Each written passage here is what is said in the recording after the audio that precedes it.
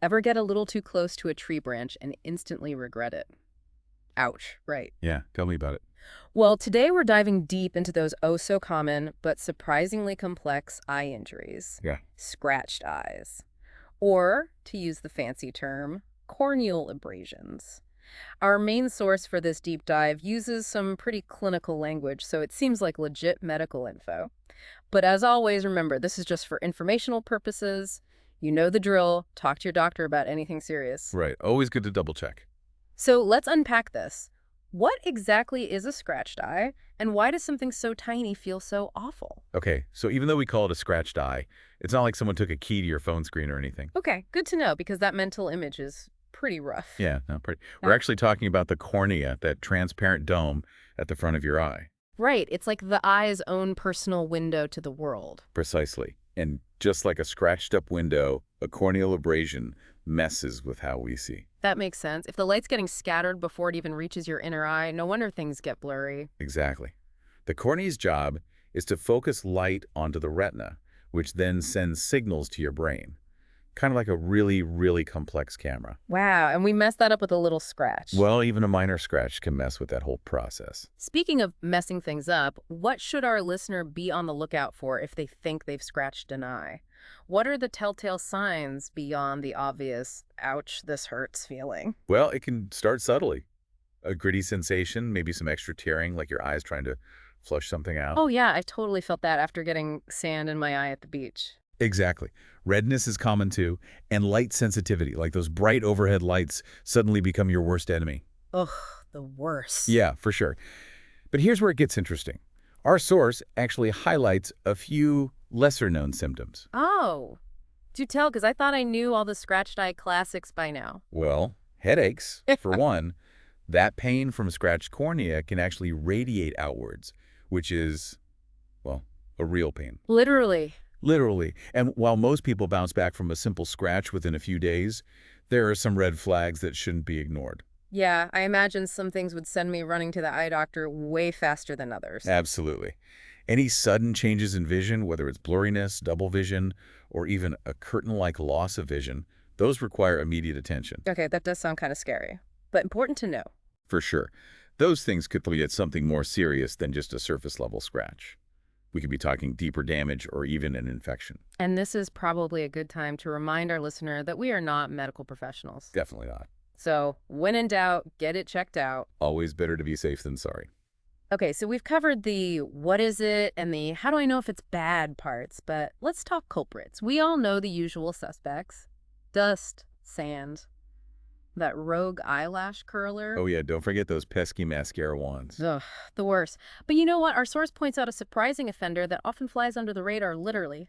Plant matter. Really, my innocent little houseplants are harboring dark secrets. Well, not exactly dark secrets, but they do pose a unique risk, you know. Think about it. Even a tiny prey needle or a thorny stem can easily scratch your cornea. That's true. I guess I don't usually think eye injury when I see a cactus, but Right. But those sharp edges can actually introduce bacteria and even fungi into the eye, which can be a lot trickier to treat than a simple scratch. so it's not just what poked you in the eye, it's what might be hitching a ride on that thing, huh? You got it. And that's why it's always best to err on the side of caution. Even if you think, oh, it's just a little scratch from a leaf, getting it checked out by a pro could save you trouble down the road. Makes you think twice about stopping to smell the roses. Maybe admire them from a safe distance. Good advice. Speaking of distance, let's talk about something I bet our listener is really wondering about. Healing time. Because who wants to walk around with a scratch eye any longer than they have to? Our source actually mentions a typical time frame. Yeah, the good news is most corneal abrasions are like those annoying house guests, gone in a few days. 1 to 3 days is the usual healing time for a simple scratch. Okay, that's not so bad. But are there things that can slow down healing? Asking for a friend who may or may not rub their eyes a lot? Oh, for sure. Rubbing your eyes is public enemy number one with a corneal abrasion. It's like picking at a scab, Oh. you know. You're just going to delay the healing and might even cause more problems. So hands off those peepers. Got it. What about other risk factors to be aware of? Totally. Our source points to dry eyes and contact lens used as two big ones. Think of it this way. If your eyes are already dry and irritated, any little scratch is going to feel way worse. and take longer to heal. Right, that's like having a sunburn. Every little bump or scrape feels 10 times worse. Exactly. And contact lenses, while super convenient, can make dryness even worse and even make those scratches more likely to happen in the first place, especially if you aren't super careful about cleaning and replacing them like your eye doctor tells you to. Right, you gotta follow the directions. Absolutely. Yeah. And here's a weird one from our source. Nighttime dry eyes can also cause those "what happened to my eye" moments in the morning. Apparently, if your eyes get super dry while you sleep, it can actually damage the surface of your cornea, and you might not even realize it's happening until you wake up with that scratchy feeling. Wow, I had no idea our eyes were so high maintenance even when we sleep. It's like they need their beauty rest too. Right. So the takeaway is, if you're prone to dry eyes, whether during the day or at night, keeping those peepers lubricated is key for dodging scratches and healing up fast. Solid advice. Now, I hate to be the bearer of bad news, but let's talk about those what-if scenarios. Because even though most scratched eyes heal quickly and easily, our source does mention some potential complications. Right. It's good to address the elephant in the room, or in this case, the potential issues in our eyes. While rare, especially with proper care, corneal abrasions can lead to things like infections. Infections sound fun. Yeah, no, not fun. They can also lead to recurring erosions, basically, those scratches that keep coming back, or even scarring. Scarring sounds serious. Is that something that can really affect your vision long term? Unfortunately, yeah. In some cases, scarring can cause long-term vision problems, which is why getting treatment early on is so important. So no waiting around to see if it magically gets better on its own if you have those red flags we talked about earlier. Exactly. Getting help quickly can make a huge difference in preventing those worst-case scenarios. Always better to be safe than sorry, right? Absolutely. Okay, so we've covered the good, the bad, and the potentially eye-watering, but let's end on a positive note, shall we? Because our source also gets into the happy world of prevention, and as someone who's had my share of eye mishaps, I am here for it. Me too. And the good news is, a lot of corneal abrasions are totally preventable. It all comes down to a bit of common sense and awareness. Love a good recipe for healthy habits. So give us the rundown. How do we keep our peepers safe? First things first, protective eyewear is your BFF. And I'm not just talking about those super stylish safety goggles they make you wear in chemistry class. Although, I've seen some pretty cool safety goggles out there. Right. But seriously, anytime you're doing stuff like yard work, using power tools, playing sports, anything where something could fly into your eye, protect them. Think of it as an investment in your future ability to binge watch your favorite shows. Exactly. And speaking of investments, taking good care of your contact lenses is key.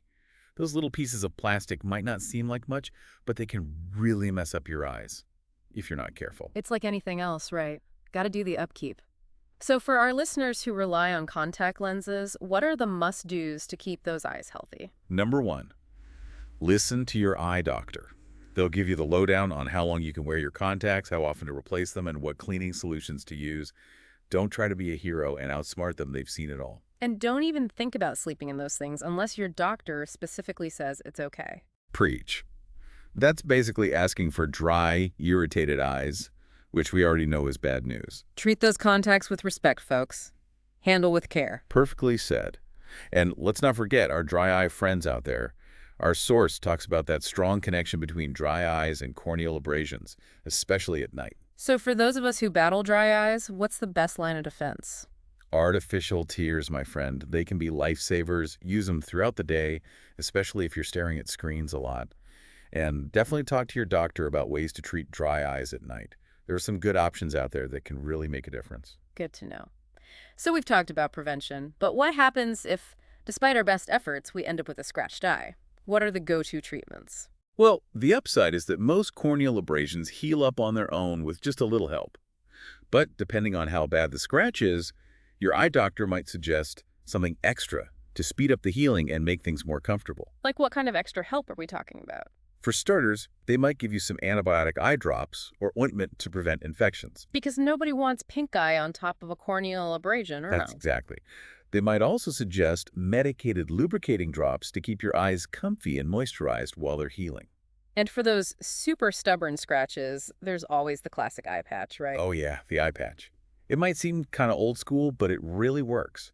Blocking out light and keeping you from moving your eye creates the perfect environment for healing. Plus, you get to channel your inner pirate for a few days. Exactly. Who doesn't love a good eye patch?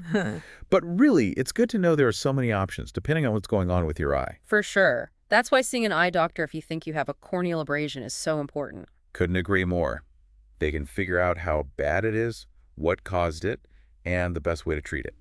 Okay, so to sum everything up for our listeners, scratched eyes or corneal abrasions, if we're being fancy, they're more than just a little annoying. Right. They can actually teach us about how our eyes work and remind us how important it is to protect those peepers. Well said. And while most of the time those scratches heal up quickly without any problems, knowing the signs, understanding the risks, and taking steps to prevent them can make a huge difference in protecting our vision in the long run. Couldn't agree more. Life's too short to miss out on the beauty of a clear, crisp view. Right. That actually reminds me, I'm due for an eye exam. What about you? You know what? I think I'm going to go ahead and schedule one right now. Better safe than sorry. Exactly. And to all our listeners out there, we hope this deep dive has given you the knowledge and the motivation to take good care of your eye health. Remember, preventing those scratches is key. But if you do get one, don't hesitate to get some expert help. And never underestimate the power of a good eye drop and a little TLC. Until next time, stay curious, stay informed, and most importantly, stay seeing clearly. See you next time on The Deep Dive.